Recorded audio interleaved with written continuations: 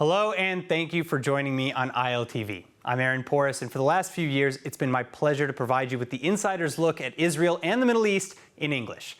Your support for us means the world. But there's so much more of Israel to see and do. That's why I'm honored to introduce our all-new streaming platform, ILTV+, where you'll find all of the classic and original ILTV content that you know and love, plus so much more. I'm talking more direct engagement with me and the ILTV team, live streams from holy sites, interviews and lectures with the nation's top minds and personalities, and virtual walking tours across the country, just to name a few. What you won't find are ads, sponsored content, and special interests. It's just Israel 24/7 in the palm of your hand. So sign up for your free trial today at ILTV.tv or through the Apple app and Google Play stores. See you there.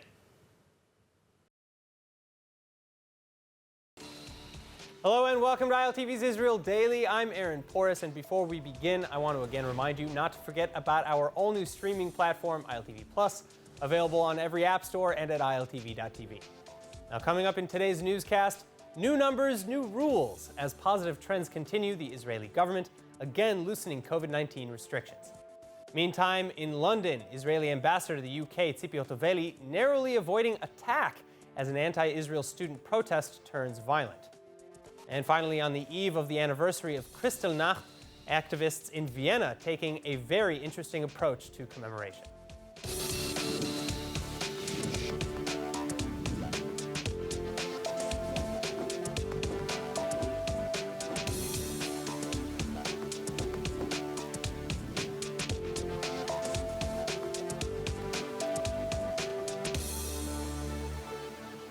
All right, the new numbers are in, and COVID-19 morbidity figures continuing to fall to relatively low numbers.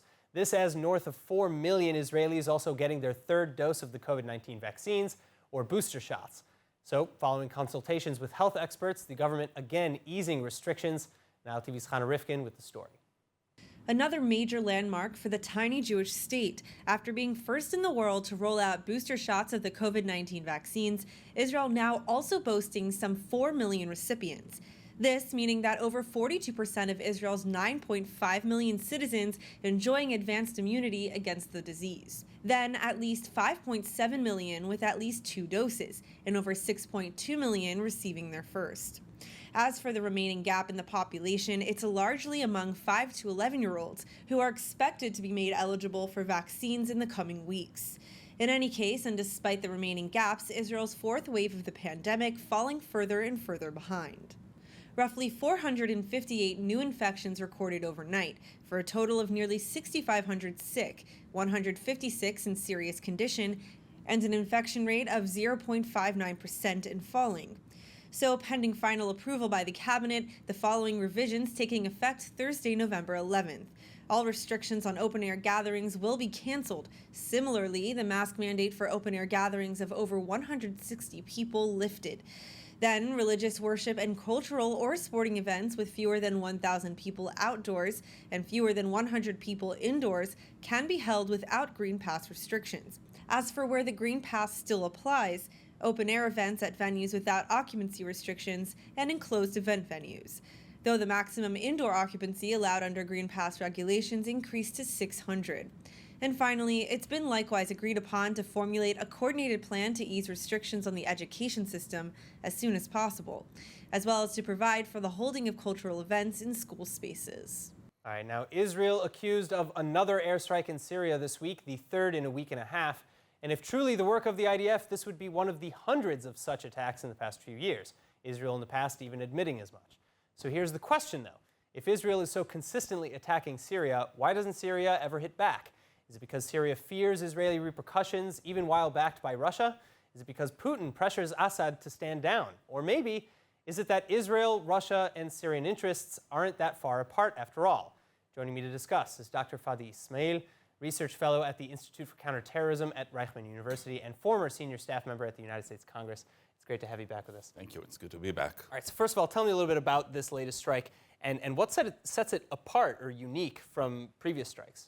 Well, first of all, the rhythm, the operational rhythm between what was reported and things that were not reported, both the airstrikes and other types of operations. Also elements of how the operations were or were not coordinated with major powers in the region, which are Russia, of course, and the United States and others. It seemed to have much more leeway than before. It seems to have allowed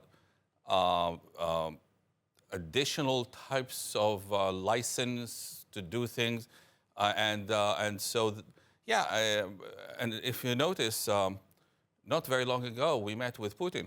I mean, there's obviously some new understanding, and Syria is a consistent discussion topic amongst has to be. There's a Israel-Russia discussions, of course. So in that sense, there are some tactical and operational signatures that are a bit different towards a more leeway, deeper penetration into the Syrian arena, should I say. So does this signify a joint effort, you could say, to some degree or any degree of Israel, Russia, and Syrian forces to oust Iran?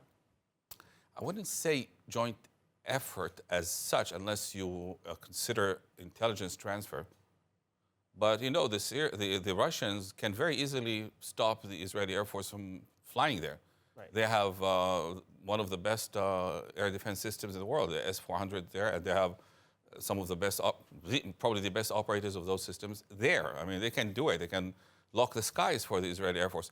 The very fact they're not locking the skies is everything.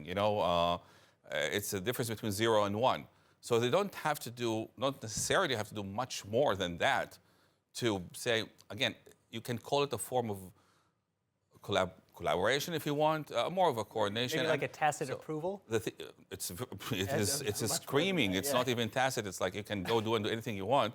And look, but I want to say something else about that.